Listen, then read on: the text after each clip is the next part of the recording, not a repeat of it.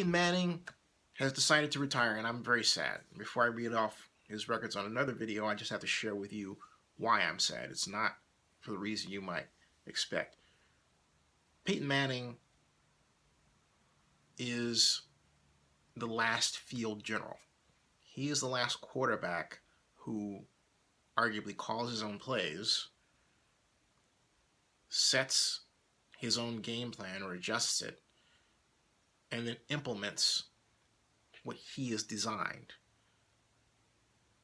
Remember, with the Colts, while he did start learning plays, he really developed, he already had a great football acumen, great aptitude for the game.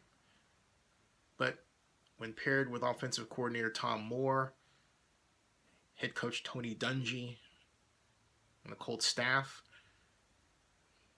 which is secure enough to give him the leeway to basically learn through mistakes and grow.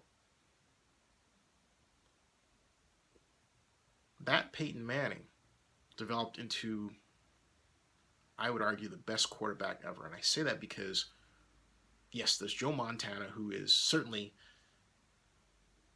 in the same church, the same front pew. I love Joe Montana and what he's done. Same for Tom Brady. But Joe Montana and Tom Brady have one thing in common. They have both gained their fame in one system. With Joe Montana, it was the Bill Walsh offense.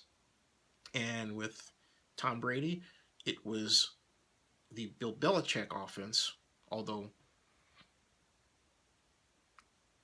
carefully constructed, not just by Belichick, but by various offensive coordinators, most notably Josh Daniels,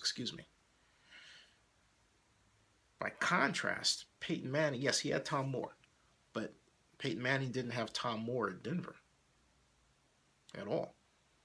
And yet, he was able to march to the Super Bowl twice in Denver. And did it twice in Indy. He won once in Indy, lost one to the Saints, lost one with the Broncos, and then won one with the Broncos. That's an incredible record. And yeah, you would have a sound argument in saying that there are many elements of the Broncos offense that came from the Colts offense, which leads to some innovations that Peyton Manning and Tom Moore brought to the game that found their way in the spread offenses in college later. I'm going to discuss that in another video.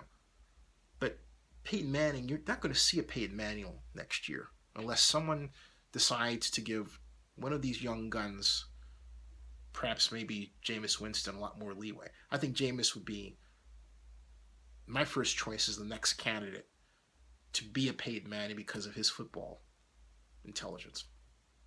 He's just a smart guy to begin with.